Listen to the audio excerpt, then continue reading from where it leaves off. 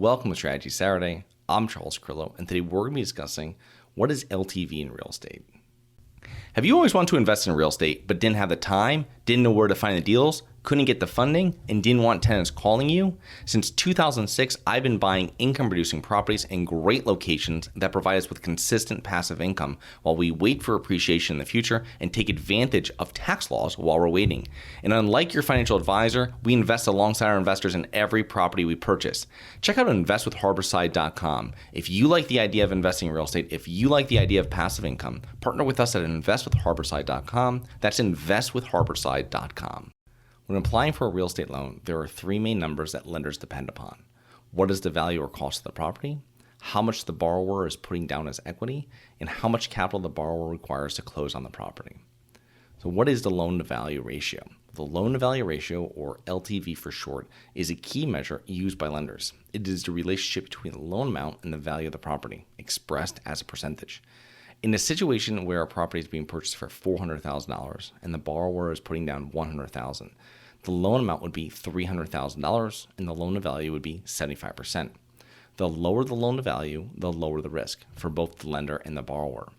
Lenders will usually become increasingly more competitive with their terms, rates, and possibly underwriting as the loan to value decreases. For example, there are lenders today that will finance properties without income verification, no doc loans, if the borrower puts down 20 to 30% plus on the property and pays a higher interest rate. Now, this differs widely from traditional home mortgage lenders that might require only a 3% down payment through a government program or 5 to 20% down for a conventional loan.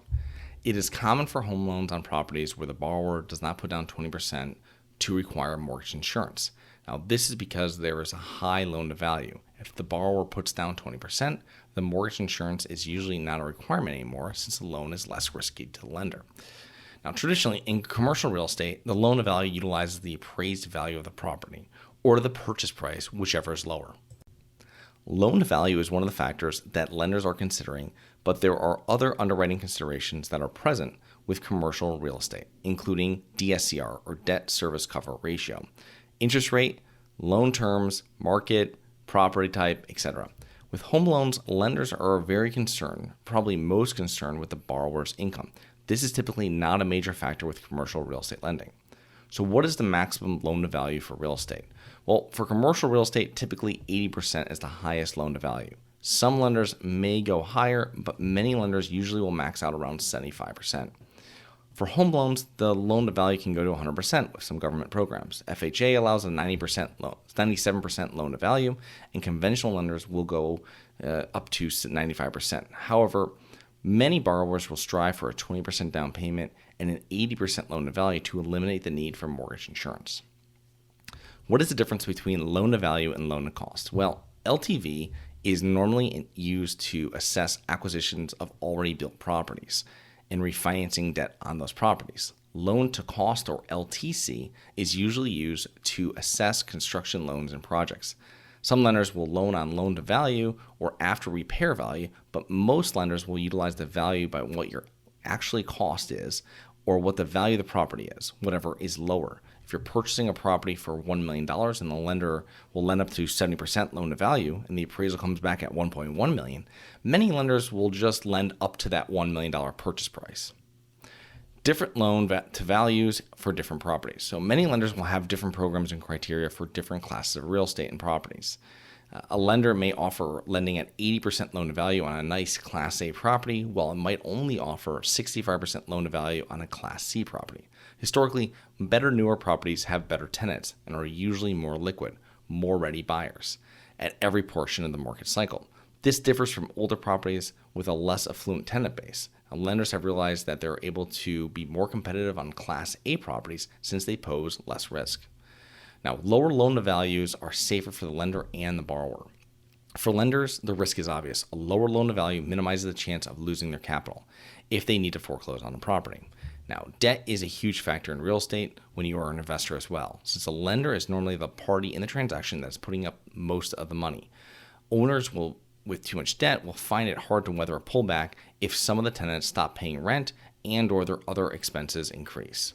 Now, other than buying better properties in better areas, one of the best ways to minimize your risk as a real estate investor is to get long-term fixed debt at a low loan to value, like 60 to 70% loan to value. Many new real estate investors will try to borrow as much as the bank will lend them when starting out. However, experienced, more established investors will utilize debt, but at a much lower loan to value. A mentor of mine years back told me that debt is like a gun. You can use it to protect yourself, or you can shoot yourself in the foot. It just depends how you use it. So I hope you enjoyed. Please remember to rate, review, subscribe, submit comments and potential show topics at globalinvestorspodcast.com. Look forward to 2 more episodes next week. See you then.